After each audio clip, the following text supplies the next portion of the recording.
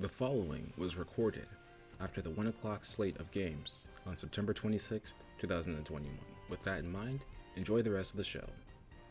Hello, ladies and gentlemen, and welcome to my video on the Matt Ryan Conundrum. Matt Ryan is an extremely accomplished quarterback. His resume is this. Statistically, what stands out the most, despite the mediocre to bad offensive lines and the awful defenses, conditions that traditionally lead to high turnovers and horrible quarterback play, he's never thrown more than 20 interceptions in a season. And since 2010, the lowest passer rating he's ever had for a season is 89. So you know he'll produce and not turn the ball over often.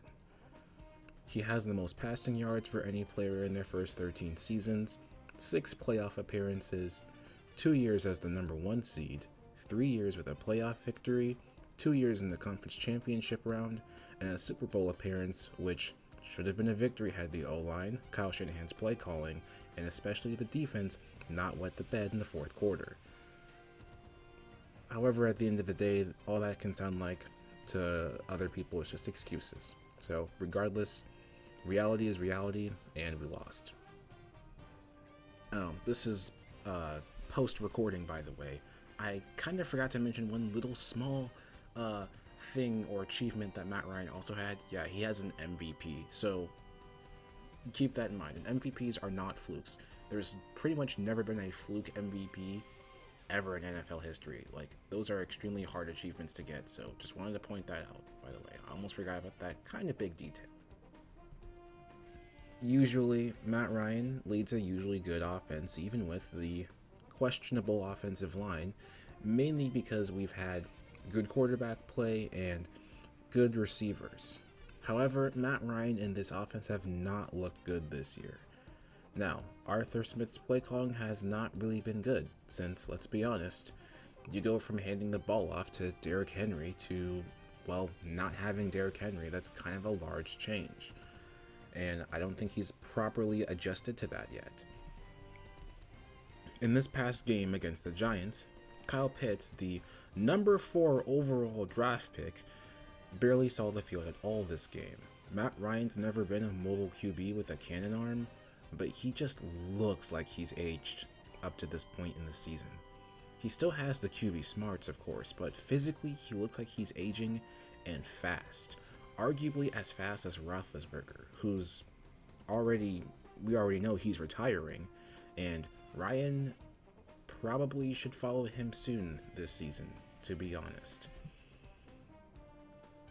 The Washington football team is in a weird spot. Fitzpatrick won't return for several weeks, and they're off to a bad start, especially since the defense has not played as well as we thought they would, especially given the defensive line that they have. I was originally going to make a video saying that Washington should trade a second-round pick for Ryan. However, at this point, unless I see more positive from Ryan, I wouldn't even trade a third for him, at least at the rate he seems to be regressing. However, and this is sort of where the conundrum lies, the Falcons need to move on from the Ryan era. We need to trade all the good vets in the team to other contending teams that need them, especially players of Grady Jarrett and Deion Jones' caliber. I hope that Ryan comes to a place on his own where he retires after this season, or that there's some other agreement where he leaves the team, so that the higher-ups and this organization as a whole can be freed from this era and finally move on. Look at the Chargers. They moved on from Phillip Rivers, a quarterback who was arguably at the time in 2019 when he last played for them, he was arguably in a very similar spot to Matt Ryan. And the Chargers moved on from him, and now they have a new era with a new highly talented QB in Justin Herbert. And the team that they have this year currently looks to be a contender.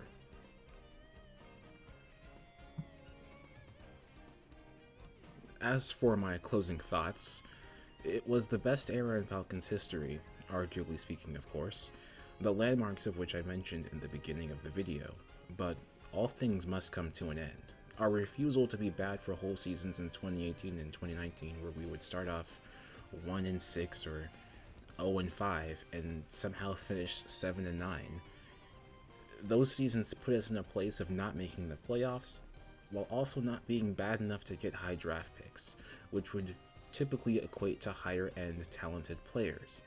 Perhaps even one of those years we would get a high draft pick and then trade that back for more players in depth. But we didn't. Our, our, our offense is bad. Our defense is equally, if not more bad. And our number 4 overall draft pick is barely being utilized. We're paying a quarterback a ton of money, and our cap situation is one of the worst in the league. The only place that this team is in right now, to be frank with you, is hell. It's clear what needs to be done. We need to move all the valuable veterans on this team and start the youth movement in the ATL. Deion Jones and Grady Jarrett both have good value as defenders in their prime, and they're not being paid too much. And plus, I just want to see them ball out for teams that are good. I mean, even Takk McKinley's looking good in the Browns now.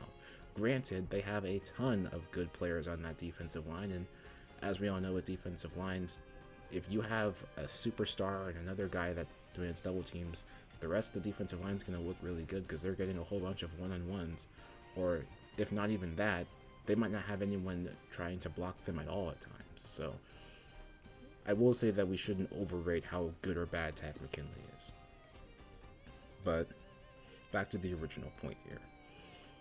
The question really is, we know what other players and veterans should be moved, but the question really is Matt Ryan. Who wants him, and how much do they want to give up for him? I'm genuinely interested in what you guys think about this. Feel free to comment below as usual, and that's all for this one. I'll see you guys in the next video.